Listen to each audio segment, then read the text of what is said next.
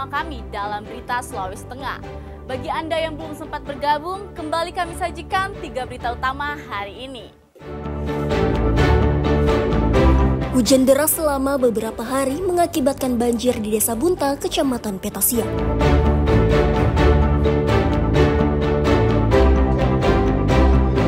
Program makan bergizi gratis di Kabupaten Donggala masih minim.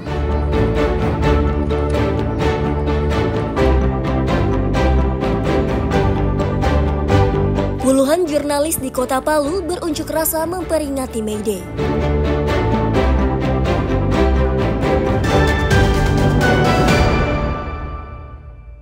Lewati beberapa tahun terakhir ini dengan begitu banyak yang harus kehilangan nyawanya untuk negara ini.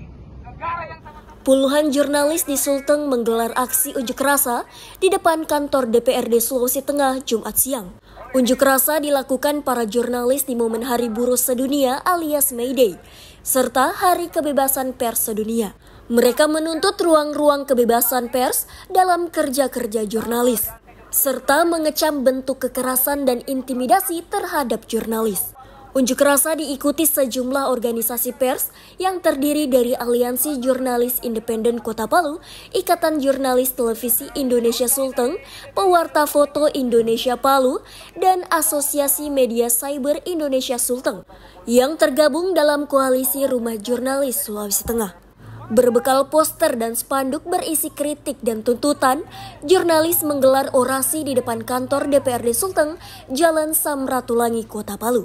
Belakangan ini, jurnalis diperhadapkan dengan tindakan intimidasi, kekerasan fisik saat menjalankan tugas jurnalisnya. Makanya hari ini kami menyampaikan kepada pemerintah Provinsi Sulawesi Tengah maupun DPRD Provinsi Sulawesi Tengah bahwa jurnalis itu berikan ruang seluas-luasnya karena dia bekerja demi kepentingan masyarakat. Dia bukan bekerja demi kepentingan konten, demi kepentingan oknum tertentu, tapi betul-betul demi kepentingan masyarakat. Kalau ruang-ruang kebebasan ini kemudian dikekangi, diberangus, maka yang rugi itu adalah masyarakat, bukan jurnalis itu sendiri. Aksi unjuk rasa kemudian diterima Wakil Ketua DPRD Sulawesi Tengah Aristan. Masa bersama DPRD kemudian menggelar rapat dengar pendapat di ruang sidang utama DPRD Sulteng. Para jurnalis pun menyuarakan setiap tuntutan dan protesnya kepada perwakilan rakyat tersebut. Paling krusial berkaitan dengan soal kebebasan pers dan keselamatan dan kesejahteraan pers dalam melakukan kerja-kerja jurnalisnya kan begitu. Oleh karena itu saya sesudahnya akan berkoordinasi dengan komisi terkait ya untuk segera mengagendakan rapat dengar pendapat dan pihak terkait berkaitan dengan kebebasan pers dalam melakukan tugasnya, kira-kira begitu. Termasuk tadi, insya Allah kita akan koordinasi komisi 4 ya untuk memanggil pihak terkait berkaitan kesejahteraan. Selain kebebasan pers, aksi juga menyoroti gelombang PHK yang belakangan ini terjadi di sejumlah media. Upah layak kepada pekerja media dan mendapatkan hak-hak seperti jaminan kesehatan dan jaminan ketenagakerjaan juga menjadi sorotan penting. Selain itu pula, meminta agar perusahaan media nasional agar menjadikan jurnalis yang berstatus kontributor di daerah sebagai karyawan tetap. Syahrul Cahya melaporkan dari Palu. Nah, selama pekerjaan jurnalis dilakukan di lapangan, jangan kami bisa dipertemukan kepada gubernasi dari teman-teman, baik itu dari jurnalis cetak, online.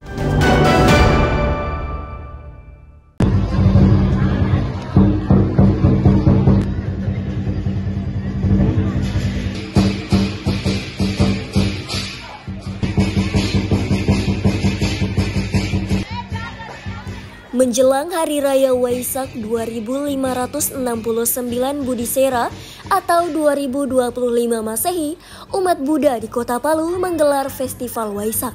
Festival Waisak yang digelar di Sekolah Karunadipa ini diisi dengan beragam pertunjukan seni dan budaya. Aksi seni barongsai Minggu pagi sukses menghibur ratusan pengunjung festival. Festival Waisak menjelang Hari Raya Waisak ini terbuka untuk umum. Warga yang datang bukan hanya kalangan umat Buddha, melainkan seluruh umat beragama. Kegiatan ini juga menjadi simbol kebersamaan dan toleransi antar umat tentang cinta kasih dan kerukunan.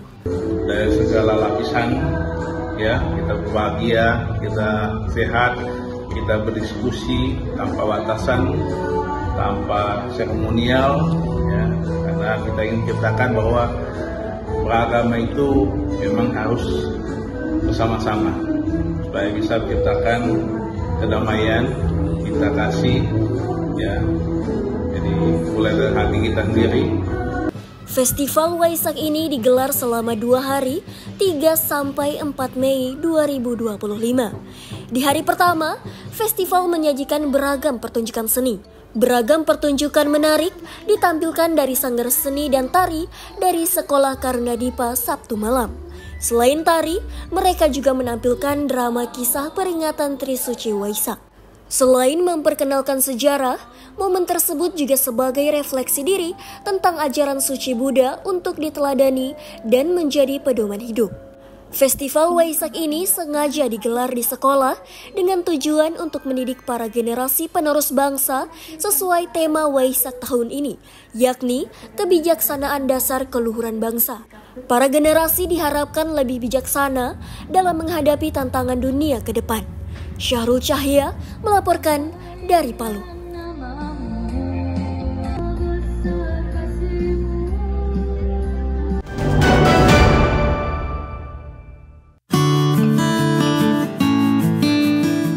Masyarakat Kota Palu kini tidak perlu jauh-jauh untuk membeli dan menikmati buah stroberi. Tanaman hortikultura asal benua Amerika ini bisa dipetik dan dinikmati langsung buahnya di kawasan pegunungan Kebun Kopi, Kecamatan Tanan Tovea, Kabupaten Donggala. Kebun stroberi yang berada di jalur Trans Sulawesi ini ramai dikunjungi warga. Pengunjung berdatangan terutama di hari libur dan akhir pekan.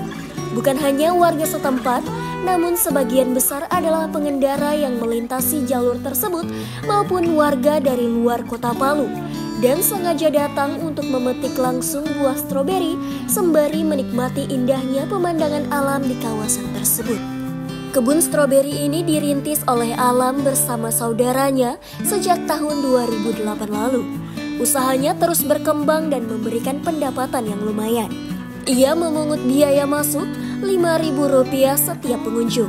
Bagi yang ingin memetik dan menikmati langsung buah tersebut, dikenakan biaya sebesar Rp2.000 per buah, sedangkan bagi pengunjung yang ingin membawa pulang, dikenakan biaya sebesar Rp15.000 per 100 gram. Stroberi kita punya dari 2008, sudah dari orang tua, kembangkan sama kakak kemarin. Untuk biaya masuk per orang berapa kira-kira? Biaya masuk per orang agrowisata ini Rp5.000 per orang. Terus untuk kalau buahnya dibawa pulang? Kalau nanti dimakan di atas kan Rp2.000 per buah, kalau dibawa pulang 100 gramnya Rp12.000. Hadirnya kebun stroberi tersebut memberi kepuasan bagi para pengunjung.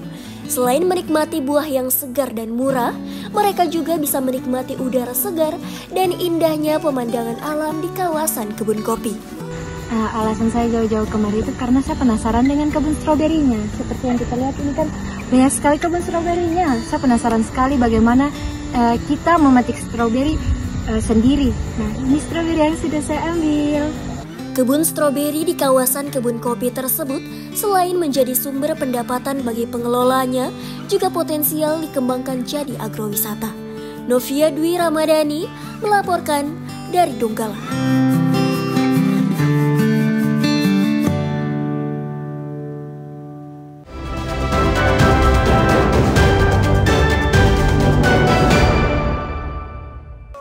Informasi tadi sekaligus menutup jumpa kita dalam Berita Sulawesi Tengah. Atas nama rekan kerja yang bertugas, saya Dela Rizka mengucapkan terima kasih atas kebersamaan Anda. Selamat beraktivitas dan sampai jumpa. Songgom Powasi, Tabe.